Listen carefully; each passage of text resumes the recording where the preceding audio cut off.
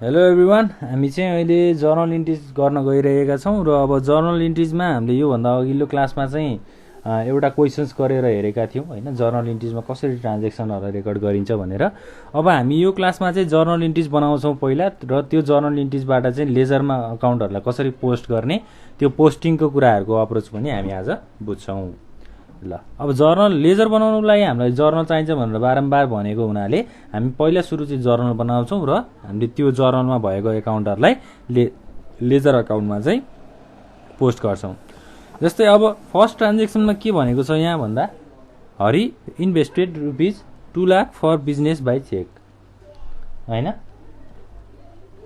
हरिले चाहिँ बिजनेसमा कति इन्भेस्ट गरेको छ त, 2 लाख चाहिँ इन्भेस्ट गरेको छ चेकको माध्यमबाट भनिसकेपछि अब के हुन्छ त यहाँ ब्याङ्कबाट भनेको छ होइन, ब्याङ्क अकाउन्ट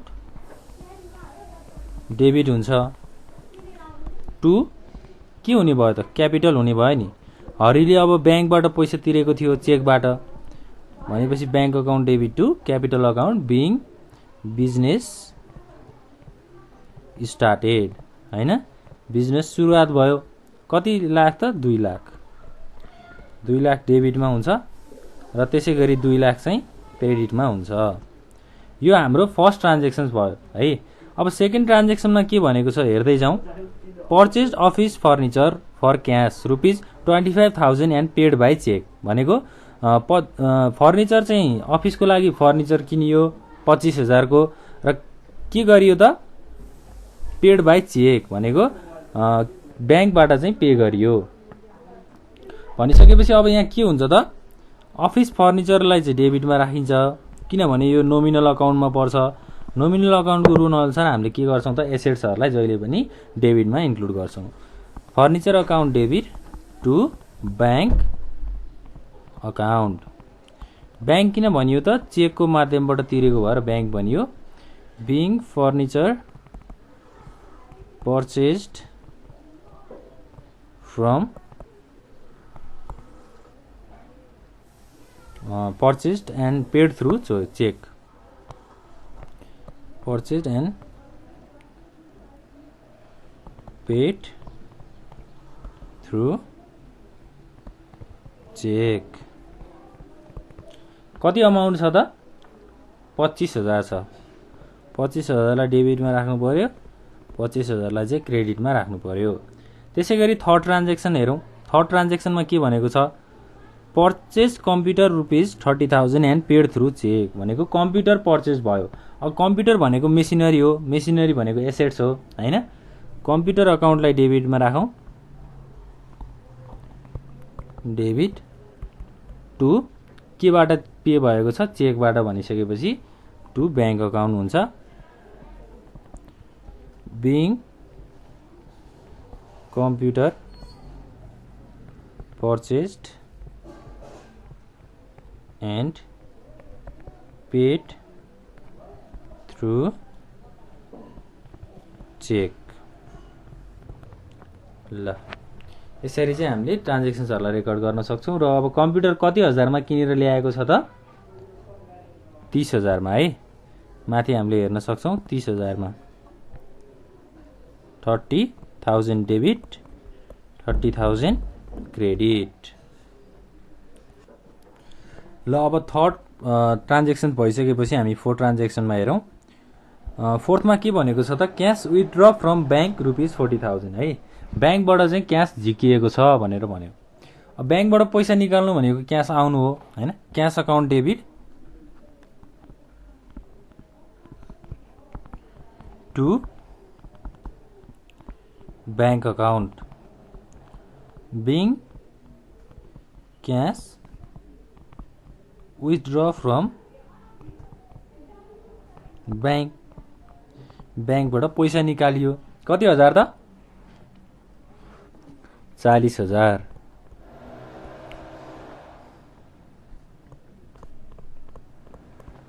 ल, यसरी हामीले बुझ्नुपर्छ। त्यसै गरी अब अर्को ट्रान्जेक्सन्स हेरौँ। पर्चेज अफिस सप्लाइज फर ₹3500 है। अफिस सप्लाइजको लागि चाहिँ कति रुपियाँ छुट्याएको रहेछ, 3500ले किनिएको रहेछ भनेपछि यहाँ के हुने भयो, office supplies account debit to cash account. र यहाँ के हुने भयो त अब being purchased office supplies on cash 3500।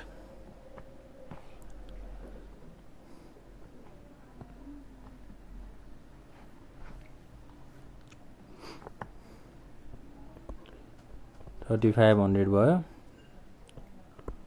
3500 यहाँ बिङ पर्चेज अफिस सप्लाइज। ल अब त्यसै गरी अर्को ट्रान्जेक्सन्स हेरौँ। Receive revenue for service rupees 25,000 है। सर्भिसको लागि चाहिँ के रिसिभ गरियो त रेभिन्यू रिसिभ गरियो भनिसकेपछि अब 25,000 पाएको छ। 25,000 भनेको के हो अब क्यास अकाउन्टलाई डेबिटमा राख्नु पर्यो टु सर्भिस रेभिन्यू कति छ 25,000 बिङ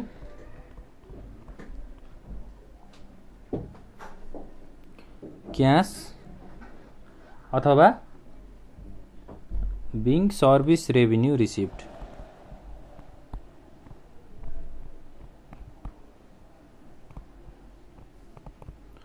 त्यसै गरी अर्को ट्रान्जेक्सन के छ त टुक ब्याङ्क लोन रुपिज 60,000 हैन। ब्याङ्कबाट चाहिँ लोन लियो अथवा ऋण लियो कतिको त 60,000 को भनिसकेपछि अब के हुने भयो यहाँ क्यास आउने भयो क्यास अकाउन्ट डेबिट 60,000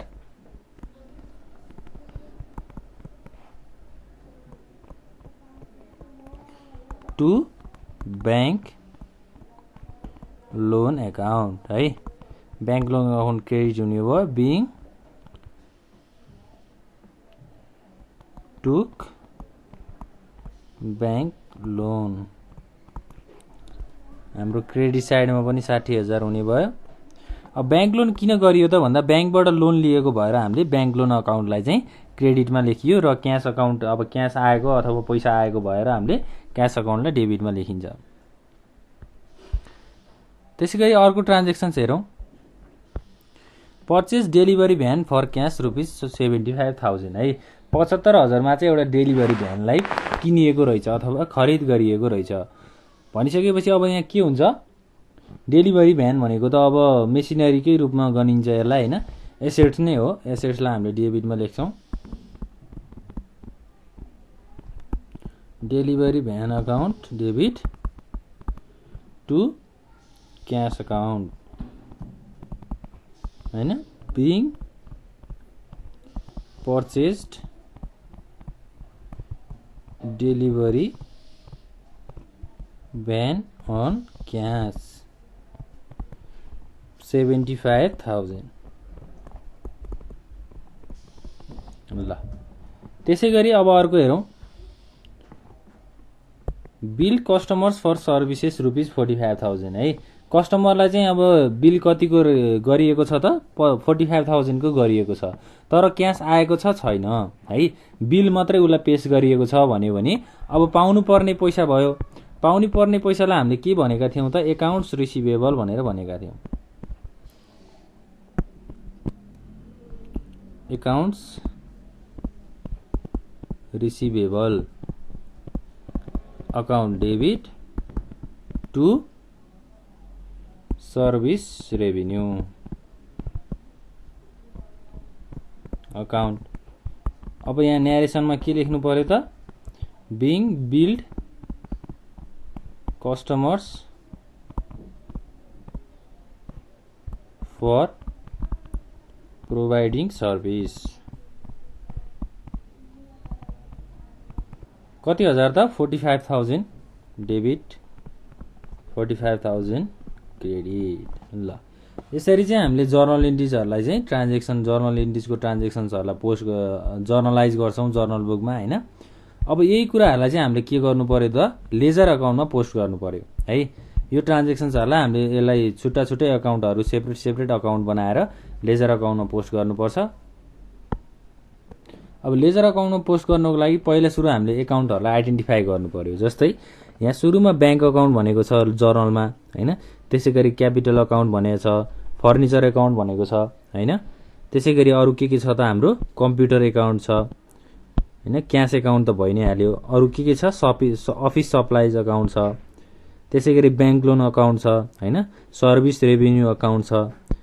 यस्तो अकाउन्टहरूलाई चाहिँ के गर्ने त, अब छुट्टा छुट्टै एउटा लेजरमा चाहिँ इन्ट्री गर्ने। जस्तै ब्याङ्क अकाउन्टको छुट्टै लेजर बनाउने है। ब्याङ्क अकाउन्टमा छुट्टै ब्याङ्क अकाउन्टको के रिलेटेड छ त्यो सबै कुराहरूलाई हामीले ब्याङ्क अकाउन्टको लेजरमा इन्क्लुड गर्ने। ब्याङ्क अकाउन्टको लेजरमा इन्क्लुड गर्नुको लागि पहिला हामीले एउटा टेबल चाहियो।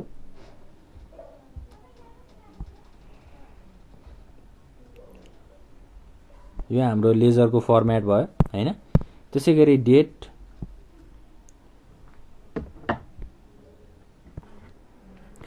अब हामीले यहाँ ब्याङ्क लोनको लेजर बनाउँदाखेरि चाहिँ ब्याङ्क अकाउन्टको लेजर बनाउँदाखेरि चाहिँ अब जर्नलमा ब्याङ्क अकाउन्ट कहाँ इन्क्लुड भएको छ अथवा कहाँ आएको छ भन्ने कुराहरू चाहिँ हामी हेर्नुपर्छ पहिला है। जस्तै फर्स्ट ट्रान्जेक्सनमा ब्याङ्क अकाउन्ट छ, त्यसै गरी सेकेन्ड ट्रान्जेक्सनमा पनि छ, थर्ड ट्रान्जेक्सनमा पनि छ होइन। अब ब्याङ्क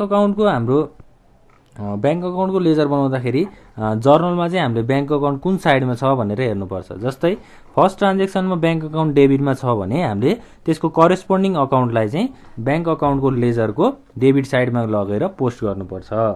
जस्तै मैले भन्न खोजेको के हो त भन्दा, जस्तै अब ब्याङ्क अकाउन्टको हामीले फर्स्ट ट्रान्जेक्सनलाई लेजरमा इन्ट्री गर्नु पर्यो भने कसरी गरिन्छ त, ब्याङ्क अकाउन्ट डेबिटमा छ र अब लेजरमा ब्याङ्क अकाउन्टको डेबिट साइडमा के गर्नु पर्यो, टु क्यापिटल अकाउन्ट कति हजार हो त, अथवा 2 लाख रुपियाँ छ है। 2 लाख रुपियाँ चाहिँ हाम्रो ब्याङ्क अकाउन्टको लेजरमा पोस्ट हुन्छ। यसरी हामीले पोस्ट गर्छौँ। त्यसै गरी अर्को के छ त हाम्रो, अर्को भनेको सेकेन्ड ट्रान्जेक्सन है। सेकेन्ड ट्रान्जेक्सनमा चाहिँ office furniture account debit to bank account भनेको ब्याङ्क अकाउन्ट यसमा क्रेडिट साइडमा छ। अब क्रेडिट साइडमा चाहिँ हामीले के गर्नु पर्यो त, लेजरमा गएर बाई फर्निचर अकाउन्ट भनेर पोस्ट गर्नु पर्यो। जस्तै हामीले यहाँ क्रेडिट साइडमा चाहिँ बाई फर्निचर अकाउन्ट कति छ त अमाउन्ट,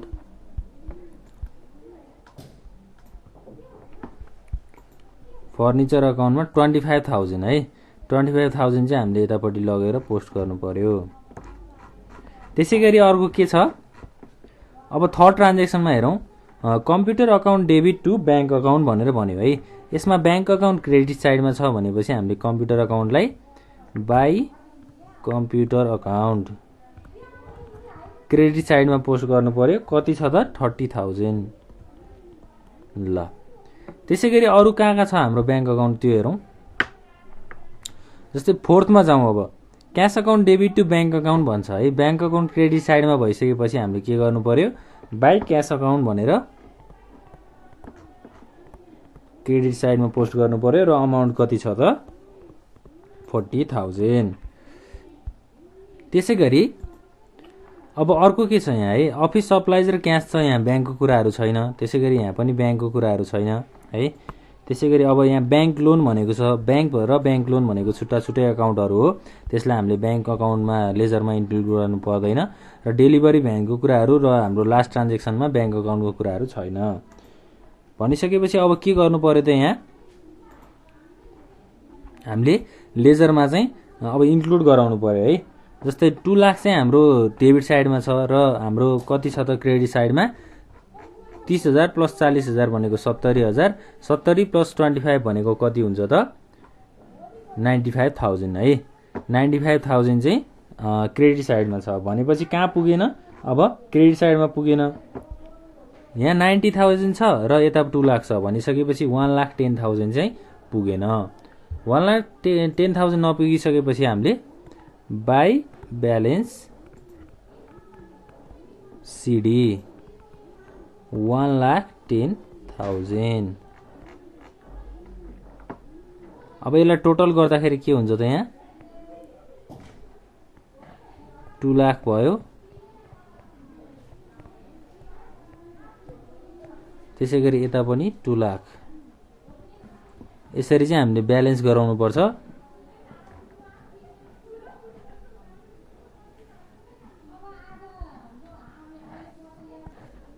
हाम्रो यहाँ 1,10,000 हैन 1,05,000 है। 1,05,000 चाहिँ हाम्रो ब्यालेन्स हुन्छ। त्यसै गरी 2 लाख अब हाम्रो यहाँ ब्यालेन्समा आयो। अब क्रेडिट साइडमा हेभियर भएर हामीले क्रेडिट साइडमा ब्यालेन्स गरिसकेपछि जहिले पनि के हुन्छ त डेबिट ब्यालेन्स हुन्छ। हामीले टु ब्यालेन्स बिडी गरेर के गर्छौं त 1,05,000 लाई चाहिँ डेबिट ब्यालेन्समा इन्क्लुड गराउँछौं। यसरी चाहिँ के हुन्छ त हामीले बैंक अकाउन्टको लेजरलाई पोस्ट गर्छौं है। जर्नल इन्ट्रिजको ट्रान्ज्याक्सनलाई हेरेर बैंक अकाउन्टमा बैंक अकाउन्टको लेजर चाहिँ प्रिपेयर गर्छौं। अब बैंक अकाउन्टको भइसकेपछि हामीले अरु कुन कुन अकाउन्टको बनाउनु पर्ने छ त यहाँ जस्तै क्यापिटल अकाउन्टको बनाउनु पर्ने छ। अब क्यापिटल अकाउन्ट बनाउनको लागि हामीलाई फर्मेट चाहियो जुन फर्मेट हामी अब ड्रा गर्छौं।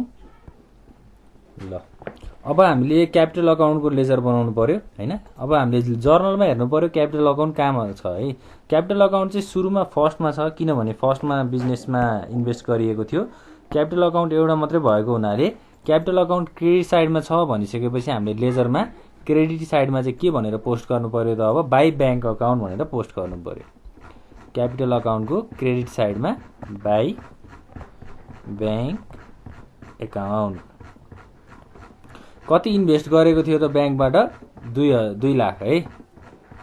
2 लाख रुपैयाँ चाहिँ बैंकबाट इन्भेस्ट भएको थियो। अब एउटा मात्रै अकाउन्ट भएर के भयो त यहाँ क्रेडिट साइडमा चाहिँ धेरै अमाउन्ट भयो भनेपछि अब हामीले ब्यालेन्स गर्नु पर्यो। ब्यालेन्स गर्नको लागि डेबिट साइडमा हामीले के गर्ने त टु ब्यालेन्स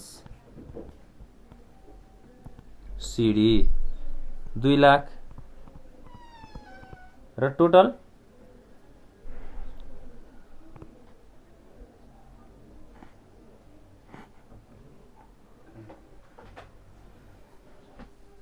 चाहिँ अब कति गर्ने त जस्तै टु ब्यालेन्स सिडी 2 लाख भयो र यहाँ अब 2 लाख रुपैयाँ हामीले टोटल गर्नु पर्यो ब्यालेन्स। फेरि 2 लाख भयो ब्यालेन्स हैन। र यता हामीले के गर्नु पर्यो त अब हाम्रो डेबिट साइडमा हामीले ब्यालेन्स गरेको छ भनेपछि क्रेडिट ब्यालेन्स हुन्छ बाइ ब्यालेन्स बिडी 2 लाख। ल यसरी हामीले क्यापिटल अकाउन्टको लेजर अकाउन्टमा चाहिँ ट्रान्ज्याक्सन्सहरुलाई पोस्ट गर्छौं। अब अरु के हुन सक्छ त जस्तै क्यापिटल अकाउन्ट र हाम्रो बैंक अकाउन्टको कुराहरु भयो। अब फर्निचर अकाउन्टको पनि हामीले त्यसरी नै गर्छौं हैन। त्यसैगरी बैंक अकाउन्टको पनि हामीले त्यसरी नै जर्नलहरु प्रिपेयर गरेर आफ्नो जर्नल लेजर अकाउन्टहरु चाहिँ बनाउँछौं।